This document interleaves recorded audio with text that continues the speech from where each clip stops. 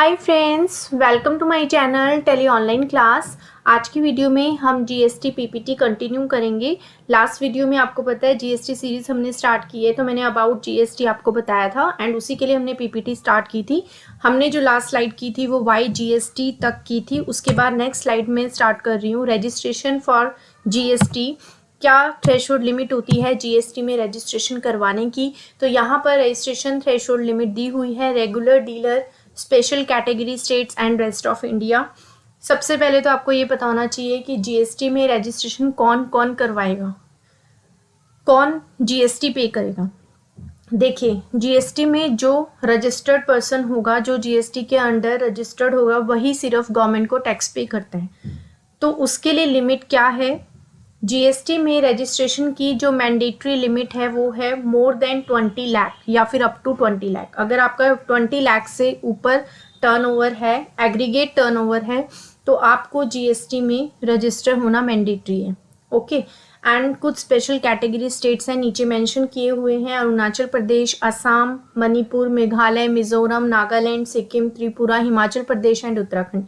ये वो स्टेट्स हैं जिनमें आप अगर एग्रीगेट टर्नओवर एक्सीड करता है 10 लाख से अबव, तो आपको जीएसटी में रजिस्ट्रेशन करवाना होता है।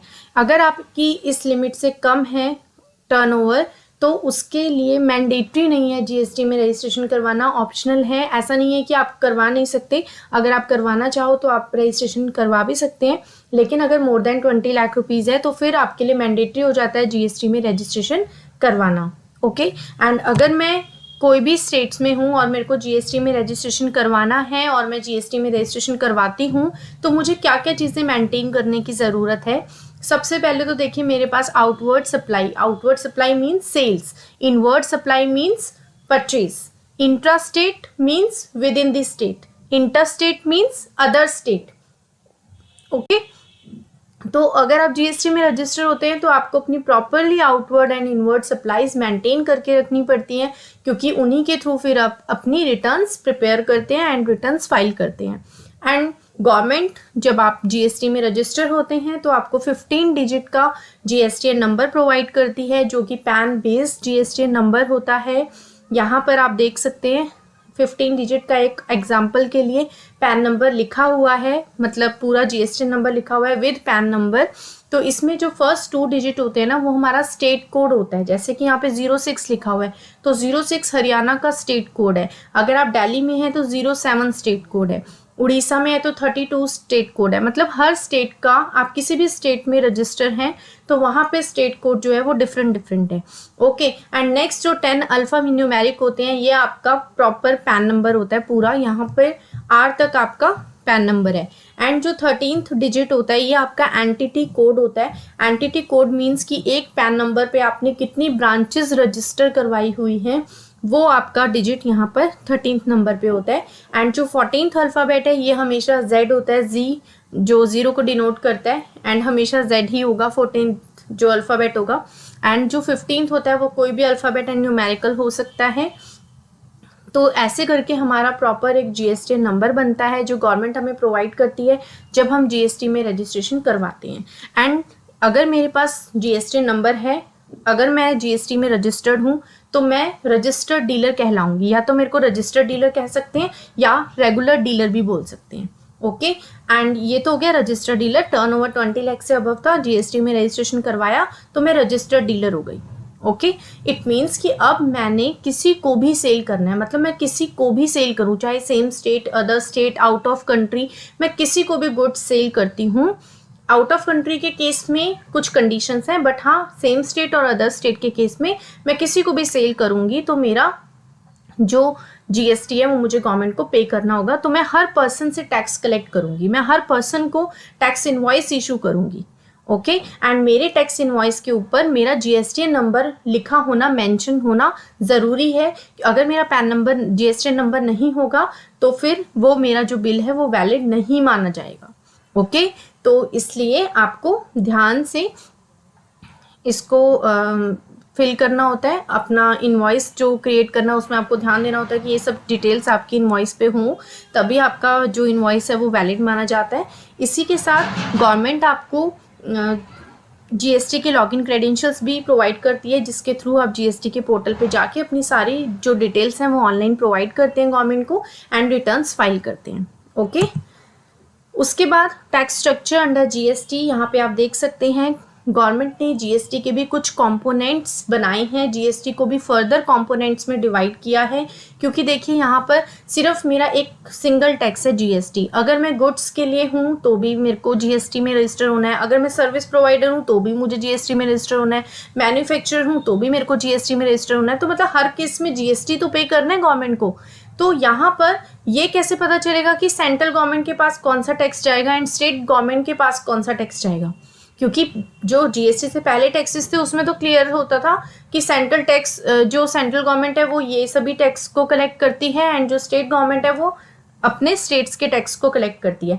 बट यहाँ पर सारी चीज़ें सेंट्रल गवर्नमेंट ने अपने हाथ में ली हैं एंड जीएसटी को फर्दर कंपोनेंट्स में डिवाइड किया है, जिसको हम बोलते हैं CGST, SGST and IGST. CGST, SGST and IGST. CGST is Central Goods and Services Tax and SGST is State Goods and Services Tax. Within this state आप कोई भी स्टेट में डील करते हैं विद इन दिस स्टेट, तो आपने जो tax applicable करना है वो CGST और SGST करना है। हाफ हाफ डिवाइड होता है CGST central government and SGST state government में। अगर आप 18% के गुड्स में डील कर रहे हैं तो हाफ परसेंटेज सेंट्रल गवर्नमेंट का होगा and half percentage state government का होगा। Okay, as it is IGST is integrated goods and services tax. Integrated tax आपका तब एप्लीकेबल होता है जब आप इंटर स्टेट ट्रांजेक्शन कर रहे हैं या फिर आप एक्सपोर्ट इम्पोर्ट की ट्रांजेक्शन्स कर रहे हैं। बट एक्सपोर्ट इम्पोर्ट के केस में टैक्स एप्लीकेबल होना मैंडेटरी नहीं है, इसमें कुछ कंडीशंस हैं जो हम लोग आगे डिस्कस करेंगे। बट हाँ, इंटर स्टेट के केस में अगर आप आउट ऑफ स्टेट ट्रांजेक्शन कर रहे हैं तो IGST ही एप्लीकेबल होता है। ओके, एंड IGST मीन्स मेरे इनवॉइस में टोटल वैल्यू IGST की कैलकुलेट हो जाती है। अगर मैं 18% के गुड्स में डील कर रही हूँ तो पूरा 18% ही मेरा IGST कैलकुलेट होता है, बट बैकएंड से वो टैक्स भी मेरा हाफ सेंट्रल गवर्नमेंट के पास एंड हाफ स्टेट गवर्नमेंट के पास चला जाता है। Okay, and next is UTGST। UTGST is अगर आप यूनियन टेरिटरी स्टेट्स में डील करते हैं तो उस केस में यूनियन गवर्नमेंट टैक्स कलेक्ट करती है, तो हम जो टैक्स उसमें एप्लीकेबल करवाते हैं वो UTGST करवाते हैं। एंड यूनियन टेरिटरी स्टेट्स जो भी हैं साइड में आपको सारे बताए हुए हैं कि कौन कौन से स्टेट्स UT स्टेट्स हैं। अगर आप इन स्टेट्स में डील करते हैं तो फिर आपको UTGST एप्लीकेबल करना होता है। Okay, next is tax subsumed under GST। यहाँ पे आपको बताया हुआ है टैक्सेस के साथ कि जो प्रीवियस हमारे टैक्सेस थे वो कैसे कैसे सब्स्यूम हुए हैं हमारे तीनों कंपोनेंट्स के अंदर। तो जैसे हमारे जो सेंट्रल गवर्नमेंट टैक्स कलेक्ट करती थी, जैसे excise duty, ADE is additional excise duty, surcharge and cess और सर्विस टैक्स, ये सारे हमारे सेंट्रल गवर्नमेंट मतलब CGST के अंदर सब्स्यूम हुए हैं। और जो हमारे स्टेट के टैक्सेस थे, VAT, luxury tax, entry tax, surcharge and cess, ये हमारे SGST के अंदर इंक्लूड हुए हैं। ओके, एंड IGST के अंदर CST is for inter state ना, जब हम इंटर स्टेट डील करते थे तो हम CST कैलकुलेट करते थे। Okay, and CVD is countervailing duty and SED is special additional duty. Import export के केस में ये ड्यूटीज लगती थी, तो ये हमारा IGST के अंदर सब्स्यूम हुआ है। इन शॉर्ट सारे जो हमारे टैक्सेस थे, चाहे सेंट्रल गवर्नमेंट के चाहे स्टेट गवर्नमेंट के, वो सभी हमारे GST के अंदर सब्स्यूम हुए हैं। उनको ये फर्दर कंपोनेंट्स में डिवाइड किया हुआ है।